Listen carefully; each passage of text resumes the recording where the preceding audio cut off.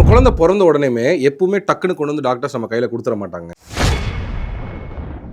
Maybe சில டைமில் லைட்டாக மூச்சு திணறல், மேபி ஒரு சி செக்ஷன் பேபியாக இருந்து நம்ம ஒரு 37-38 வாரத்தில் எடுக்கிறோம் அப்படின்னா ஒரு 1 or 2 hours வந்து அவங்க செட்டில் ஆகிற வரைக்கும் அவங்க வந்து ஒரு பேசிக் அப்சர்வேஷனில் வச்சுட்டு கூட நமக்கு கொடுக்கலாம். ஆனால் பிறந்த ஒரு 1/2 hour to 1 hourக்குள்ளேயே ஃபர்ஸ்ட் ஃபீட் நம்ம எஸ்டாப்ளிஷ் பண்ணியிருக்கணும். சில தருணங்களில் அந்த ஃபர்ஸ்ட் ஃபீட் எஸ்டாப்ளிஷ் பண்ணாமல் இருக்கிறதுக்கும் வாய்ப்புகள் உண்டு. அதை ஆஸ் அ பேரண்ட் நம்ம அண்டர்ஸ்டாண்ட் பண்ணிக்கணும். ஒருவேளை ஒரு நாள் அந்த பேபிக்கு சக்கிங் பவர் வந்து இன்னும் டெவலப் ஆகலை, இன்னும் ஒரு 1 day வந்து ஒரு பேசிக் ஆக்சிஜன் சப்போர்ட்ல அவங்க இருக்காங்க அப்படின்னா அவங்க கண்டிப்பாக ஃப்ளூயிட்ஸ் போட்டிருப்பாங்க டாக்டர்ஸ். அதோட சேர்த்து வந்து ஃபார்முலா மில்க் வந்து கலந்து கொடுப்பாங்க. அது வந்து இட்ஸ் பியூர்லி நார்மல் தான். நீங்க வந்து பேனிக் ஆக வேண்டாம், நீங்க வந்து கஷ்டப்பட வேண்டாம். ஐயோ எனக்கு வந்து பால் சுரக்கலையே, என்னால ஏன் பாலை கொண்டு போய் குழந்தை கொடுக்க முடியல அப்படின்னு. It is purely okay. அவங்களுக்கு அந்த ரிஃப்ளெக்ஸ் டெவலப் ஆனதுக்கு அப்புறம் உங்களுக்கு வந்து பால் நல்லா சுரக்க ஆரம்பிச்சதுக்கு அப்புறம் நம்ம ஆட்டோமேட்டிக்கா வந்து என்ன பண்ணலாம்னா ஃபீடிங் எஸ்டாப்ளிஷ் பண்ணிக்கலாம். அதுக்கப்புறம் நீங்க கண்டினியூஸா 6 மாசத்துக்கு தாய்ப்பால் மட்டுமே கொடுக்குற மாதிரியான சிச்சுவேஷன்ஸை குழந்தைக்கு ஏற்படுத்திக்கலாம். இது எல்லாத்துக்குமே சரியான பதில் சொல்லக்கூடியவங்க வந்து உங்களோட குழந்தைகள் நல மருத்துவர் பீடியாட்ரிஷியன்ஸா. ஸோ அவங்க பரிந்துரையின் பிரகாரம் தயவு செஞ்சு ஃபாலோ பண்ணுங்க. அண்ட் தப்பி தவறி கூட எக்காரணத்து கொண்டும் நீங்க தாய்ப்பாலுக்கு பதிலாக மாட்டுப்பாலை மட்டும் உங்க குழந்தைக்கு